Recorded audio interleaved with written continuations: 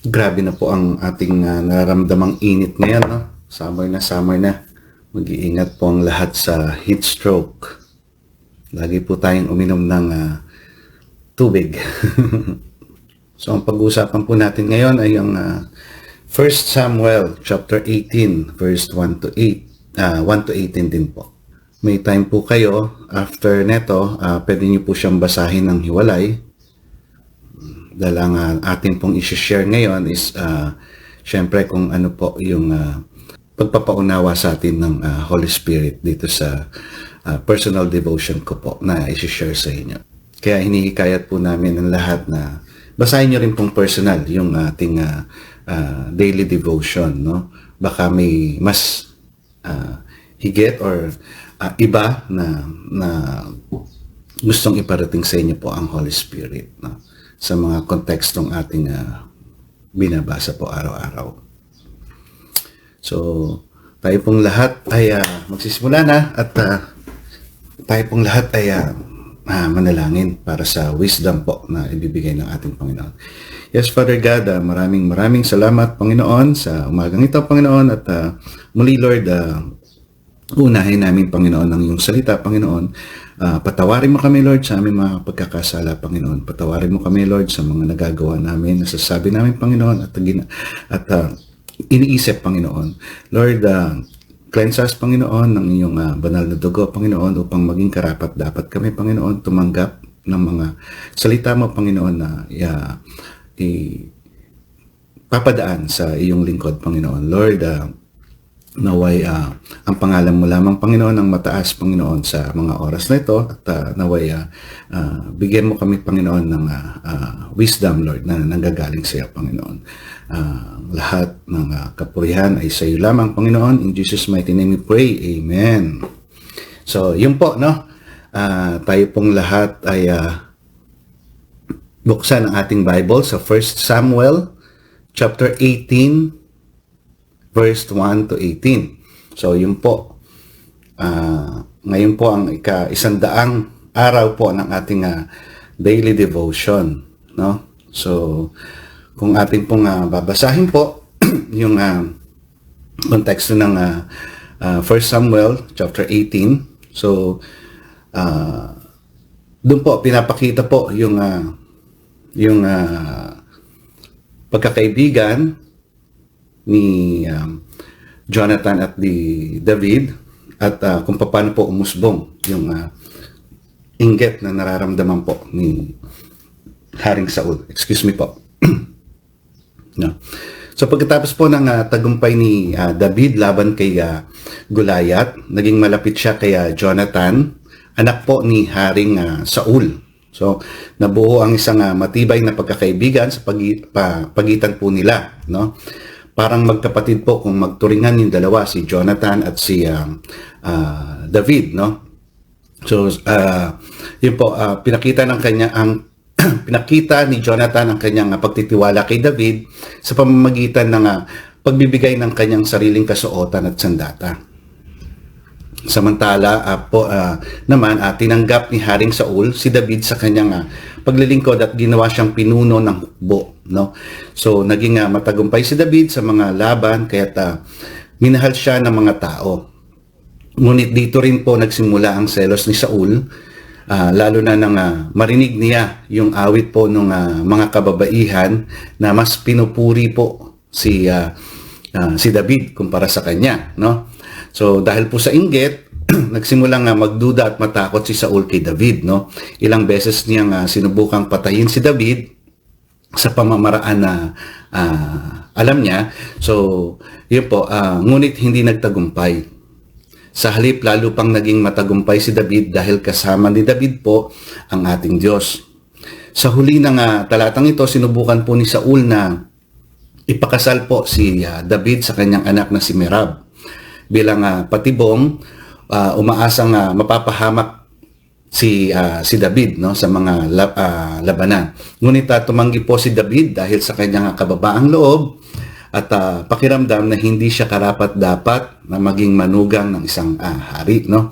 So dito po ay pinapakita ng talatang ito na simula ng pagkakaibigan ni David at Jonathan ang pag-angat po ni David bilang bayani at ang unti-unting paglago ng inggit at galit ni Saul na magiging sanhi ng mas malalim na tunggalian sa mga sumusunod na kabanata. So, kaya abangan po natin, no, itong story na to kasi talagang maganda po yung ibibigay na storya po dito sa First Samuel, no. So, yun po yung short story po nung ating konteksto po ngayon, no, na kung magkakaroon po kayo ng time, mas magandang mabasa nyo rin po personal yung istorya po na to, no. So sa bahagi pong ito ng kasulatan, makikita po natin ang dalawang malinaw na paglalarawan ng yung isa po at tapat na pagkakaibigan ni na Jonathan at David, at yung isa naman po ay ang unti-unting pag-usbong ng inggit sa puso ni Saul, ni Haring Saul. So si Jonathan po, alam naman po natin na ay nagpakita ng tunay na pagmamahal. Ibinigay pa niya yung kanyang balabal, sandata at iba pang pag-aari kay David. Isang larawan ito ng selfless love o pag-ibig na walang hinihinging kapalit. So sa kabila naman po, yung si Saul naman po ay nagsimulang magkimkim ng galit, no, at inggit nang makita niyang mas pinupuri si David kaysa sa kanya. Minsan po sa ating mga buhay,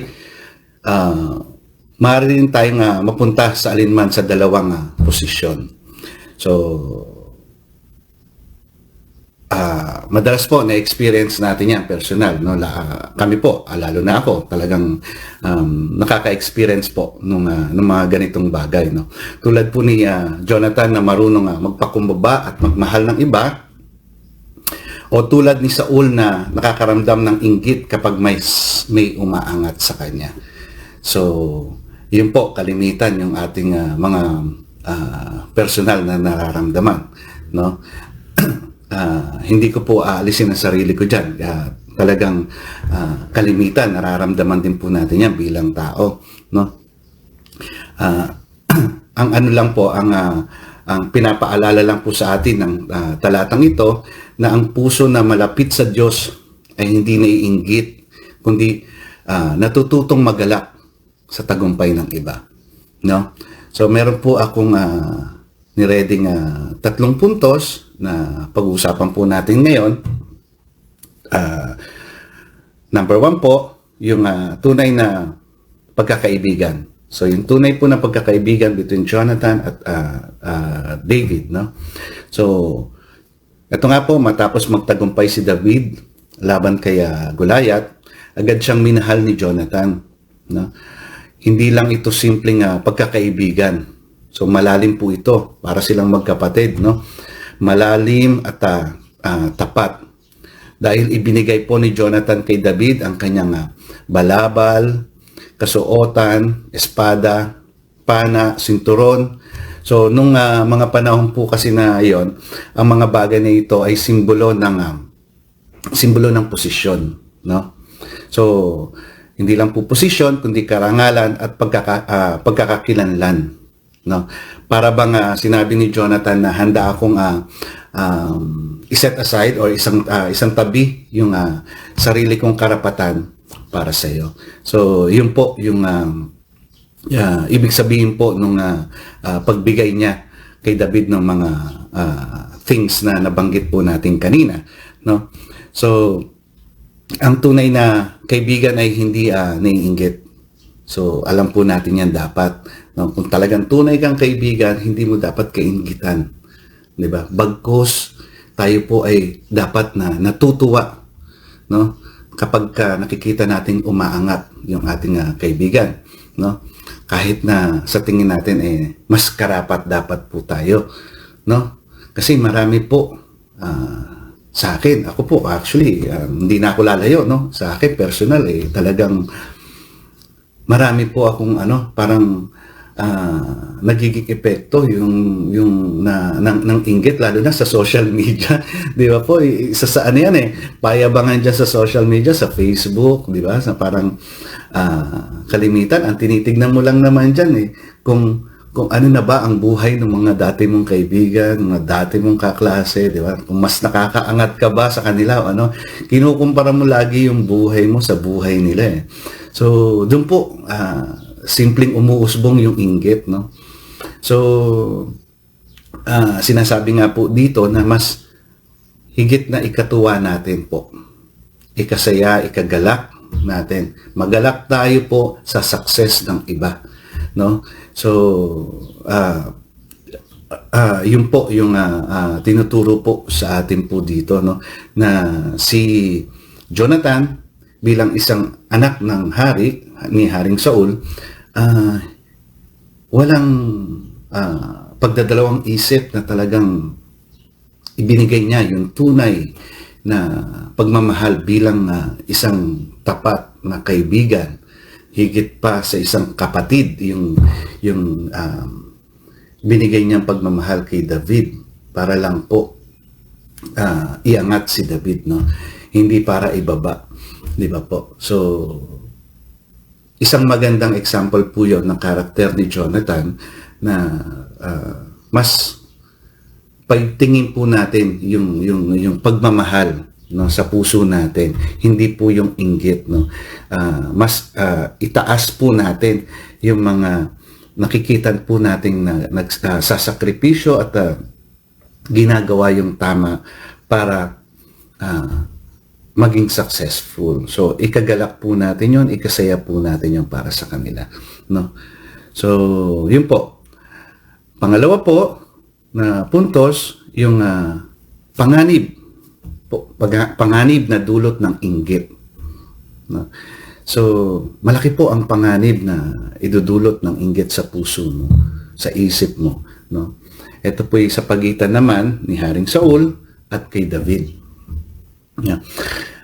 Pinakita po dito habang si David ay nagiging matagumpay, nagsimula namang makaramdam ng inggit si Haring Saul. May mga babae na base po doon sa binasa natin, kung ibabasahin po natin yung 1 Samuel po. Andun po mababasa po natin na may mga grupo ng kababaihan po na umaawit, no? Nasa lyrics po nila na pinatay ni Saul ang kanyang libo, ngunit si David ang kanyang 10,000 na kalaban, no, kaaway, no.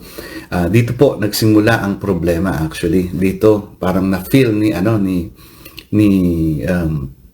Haring Saul na mas inaangat ng mga tao ngayon si David kumpara sa kanya na siya ang hari, no. So, ano po sa tingin nyo yung nangyari kay Saul, di ba? So, naging insecure siya, isa yon, di ba?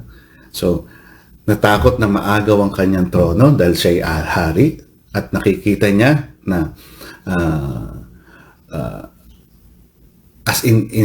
nakikita niya kung paano umaangat at tuwang-tuwa ang mga tao kaya Haring David. So, maaring natatakot siya na mapalitan bilang isang hari, di ba?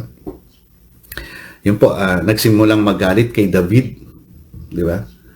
So, hindi na siya mapalagay kasi yun nga, since natatakot siya na mapalitan ng trono, so iniisip niya na pinag-iisipan niya na ng hindi maganda si David. So dito po pinapakita yung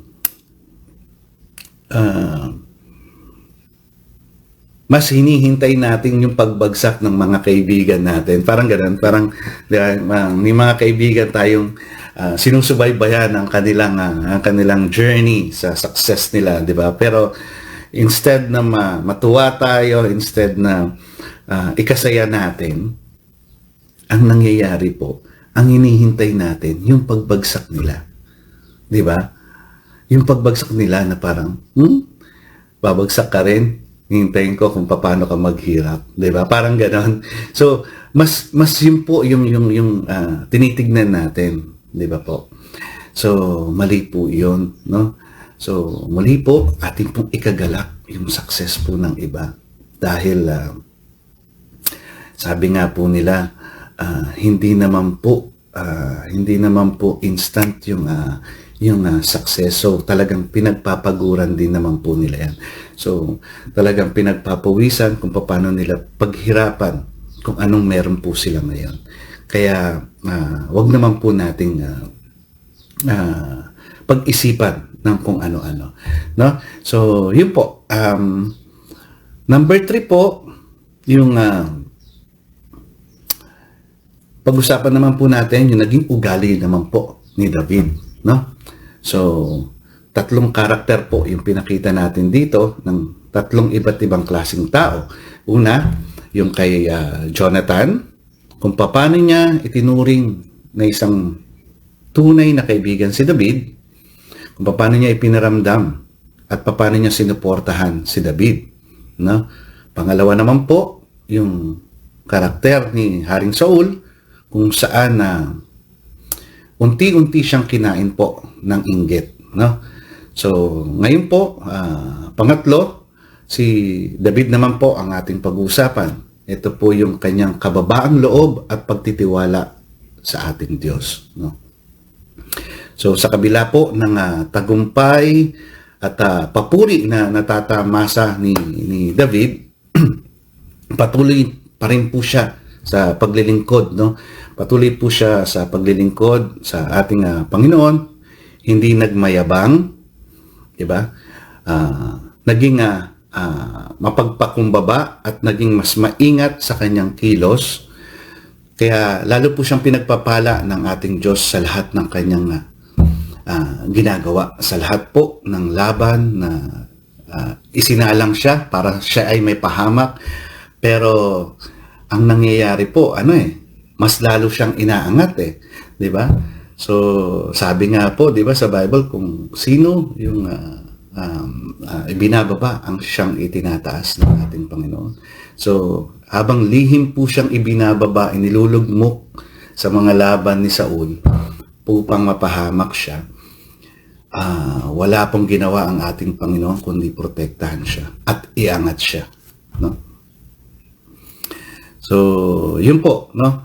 Ang taong tunay na pinagpapala ay hindi po palalo, no? Mas lalo siyang nagiging mapagkumbaba, no? Lalo pong inaangat po ng ating Panginoon yung mga taong nagpapakumbaba po at patuloy po na ginagawa yung nais po ng ating Panginoon. Patuloy pong sumusunod sa ating Diyos na lumikha. Yun po yung mga taong itinataas at pinagpapala at pinoprotektahan po ng ating Panginoon. So, yun po yung 3 puntos po na nakuha natin dito sa 1 Samuel 18 verse 1 to 18 po, no? So, maiksi lang po siya pero makabuluhan po yung ating mga nakuwang aral po na binigay sa ating wisdom ni Lord ngayong umaga, na i-share ko lang po sa inyo na naway basahin nyo rin po yung story. Baka may mas maganda pa pong ipahayag sa inyo ang ating Panginoon, no? So, meron lang po tayong mga application po na pwede po nating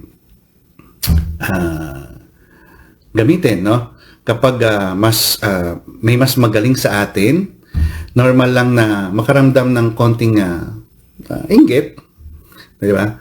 Pero ang tanong po, papayagan po ba nating maging inggit ito, lumala ito at gawin nating itong inspirasyon, di ba? So, hahayaan mo po ba na maging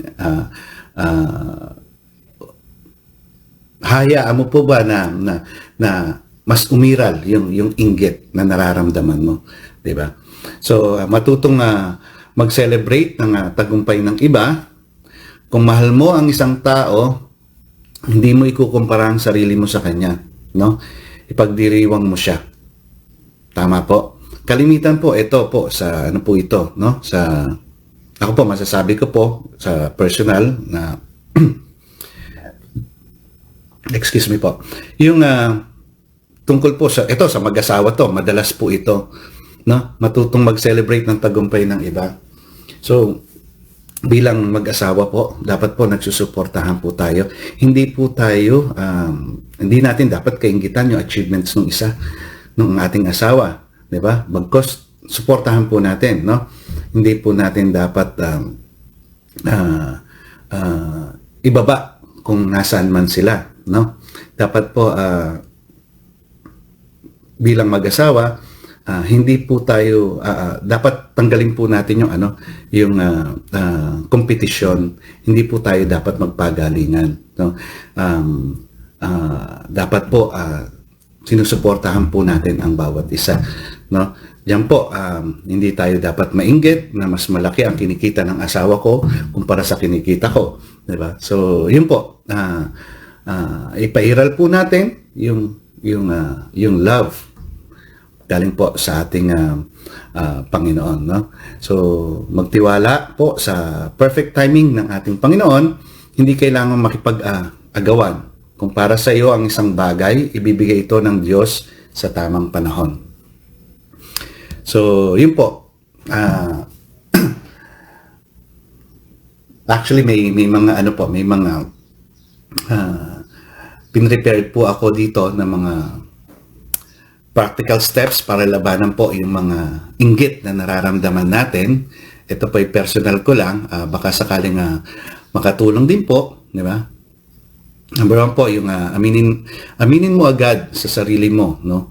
Na wag mong itago o i-deny. Wag mong gayahin po si Haring Saul na kinimkim niya po, naipon hanggang sa unti-unti pong kinain siya ng inggit, no?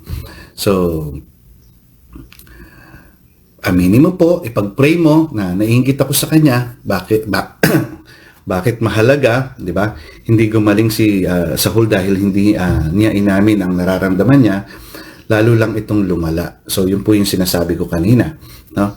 Kaya mas maganda pong ipag-pray natin kay Lord, aminin natin na naiinggit ka o na alisin sa atin, sa puso natin po yung inggit na nararamdaman natin, no? So ipanalangin ng taong kinainggitan mo. Ito ang isa sa pinakamahirap pero pinaka-epektibo, no? Na ipag-pray po natin yung taong kinaiinggitan natin, no? Unti-unti po na realize mo kung bakit nga ba ikaw naiinggit sa kanya. Samantalang magkaiba naman talaga kayo ng sitwasyon ng buhay, no? At iba yung mga blessings talaga na pinadadating sa iyo ng ating Panginoon. So mag-practice po tayo ng gratitude, no? Pasasalamat nang gagaling sa pakiramdam na kulang ka. So kalimitan po kaya tayo naiinggit kasi nga iniisip natin na laging may kulang sa atin, 'di ba? So gawin po natin 'to araw-araw na i-practice yung pagiging thankful sa lahat, no? Na nakukuha nating biyaya galing po sa ating Panginoon, no? Ayun po, matutunan nating i-celebrate ang success ng iba, no? So sa una medyo mahirap, syempre plastikan siguro, di ba? Pero yung pagka nabati mo siya ng congrats, malaking bagay na po yun eh. Malaking bagay na sa pakiramdam mo na unti-unting natatanggap mo yung achievement niya, di ba? So hindi mo kailangang makipagpag-alingan sa kanya dahil iba't iba po ang skills na binigay sa atin ng Panginoon. Iba't ibang talento yung binigay sa atin ng Panginoon. Sabi nga nila, si Juan, hindi pwedeng maging si Pedro. So, yun po. Iwasan po natin yung unhealthy comparison, no? Ang comparison ng tawag dito, yung po, doon po usually nag-start na yung ma-feel mo yung inggit, ma-feel mo yung kakulangan mo, o ma-feel mo yung kulang sa iyo, di ba, kapag nagkakaroon po ng comparison. Di ba? Tandaan po natin, hindi mo kailangan maging sila, di ba, para maging successful ka. Di ba? Tama po. Hindi mo kailangan maging sila para maging successful ka.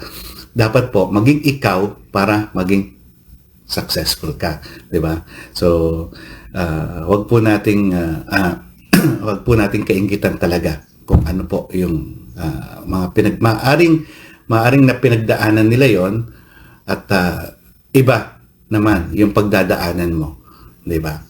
Maaring iniisip ni Lord na pag pinagdaanan mo yung pagdadaanan niya ay hindi mo kakayanin, 'di ba? So may mga ganun po, 'di ba? Ito po, isang ring makakatulong yung mag-social media detox tayo, no? Kung kailangan po talagang wag mag-browse sa Facebook o ano, para hindi po nating pagsimulan yung mga inggit sa mga friends natin sa social media, no? Limitahan po natin yung pag-scroll, no? Pwede rin po natin i-unfollow yung mga accounts na nakaka-trigger sa atin. So, yun yung mga tingin ko na bagay na pwede nating gawin, no? Gamitin po ang inggit bilang motivation. Imbes na masira ka, gamitin mo ito para umangat ka, no? So, and last po, magtiwala sa plano ng ating Diyos, no? Tandaan po natin, si David ay hindi nagmadali. Nagtiwala siya, di ba? May tamang oras ang Diyos para sa iyo. Hindi ka tandaan po natin to, no? Hindi po tayo nauunahan ng iba, no? So, pinoproseso ka pa ng ating Panginoon. So, yung success mo, nandiyan dyan yan, nakaplano yan, may perfect timing si Lord para dyan, no? So, ang inggit po ay normal na damdamin, normal na nararamdaman ng isang tao, pero hindi ito dapat nananatili po sa puso natin, no? May choice ka kung paano ka tutugon dun sa inggit na nararamdaman mo. So, God bless everyone. At naway may magandang naparating po ang word ni Lord sa atin ngayong umaga. At hindi lang po na narinig natin, no? Maganda po na isabuhay po natin at isapuso po natin yung mga naririnig po natin everyday sa daily devotion.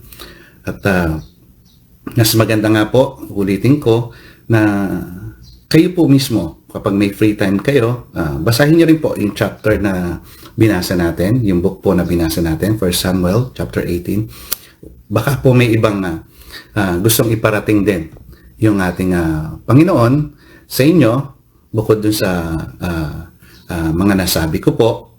At yung mga ibang ipinararating naman po sa inyo ng ating Panginoon ay may share niyo naman po sa iba, like yun, sa mga ka-office suites nyo, sa mga schoolmates nyo or classmates, mga nakakasama po sa everyday. So yun po, spread po natin yung word po ni God. So, good morning everyone, at pasensya na po sa hindi ko po mababate, pero magandang umaga po sa lahat. At sino po ba sila? Mami Oda, Tita Debbie, good morning po. Pastor Arnold, Sister Dolores, Pastor Tita, good morning po. Good morning po sa lahat, at sa mga hindi ko po nabate, good morning po, no? God bless everyone. At tayo pong lahat ay mag-pray para po sa ating closing, no? So, yes, Lord, Panginoon, nakikita mo po ang aming mga puso. Minsan kami po ay naiinggit. Hindi lang minsan, Panginoon, madalas. At natatakot na mapag-iwanan ng iba, Panginoon. Lord, patawarin mo po kami. Turuan mo po ako ako at kami, Panginoon, na maging tulad ni Jonathan na marunong magmahal ng walang kondisyon, Panginoon. Tulungan mo kami nga maging tulad ni David na pagkumbaba at nagtitiwala sa iyo, Panginoon. Alisin mo po ang anumang inggit sa puso namin at palitan ito, Lord, ng kapayapaan at kagalakan, Lord, na nanggagaling sa iyo, Panginoon. Ang lahat ng kapurihan, Panginoon, ay sa iyo lamang, Lord. In Jesus' mighty name we pray. Amen. So, yun po. God bless everyone po.